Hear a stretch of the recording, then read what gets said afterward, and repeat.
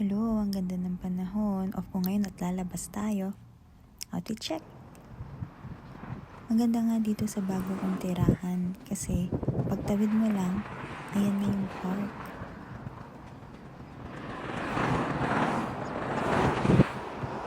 Ito din yung daan ko bago ako pumasok sa trabaho. So nakikita nyo, ayan, nagpipicture sila. Yan naman din yung daffodils. So, start na. Once daw pala na nagbloom ang daffodils, meaning malapit na ang spring. So, tawid ulit tayo. Pupunta tayo sa botanical garden.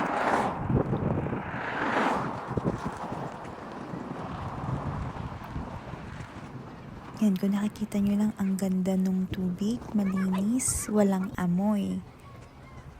Dun sa part na yun, may nakita ko kaya tatawid tayo. Ito pala parang hospital ground pa siya, so pwede dito tumambay yung mga pasyente. At itong bridge papunta nga sa part ng botanical garden. Kung mapapansin ninyo, nag-start na nga mag-bloom ang mga flowers at ang ganda. At ito na, cherry blossoms.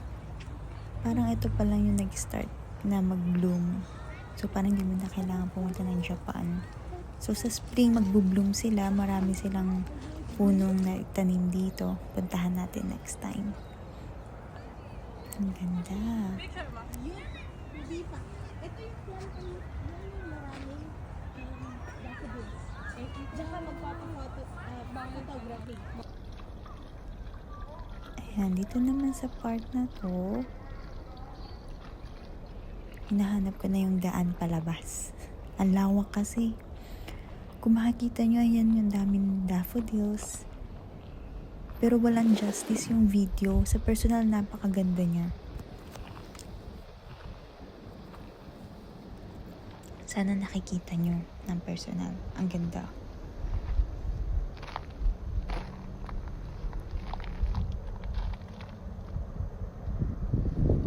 Zoom natin. Yan, dito sa part na to, ayan, tinanim pala talaga yung mga daffodils sa ground. So, dito sa spot na to, may nakita akong place na pwede natin tambayan for a while. At muna, nakakapagod. At enjoyin natin ang view at ang panahon. Yan, ganda-gandahan.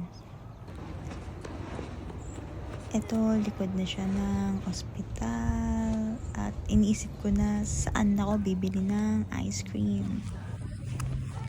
Nagkikrave ng ice cream si ate. Kaya pupunta tayo sa may CBD. Ito na tayo, nandito na tayo sa bibili ng ice cream.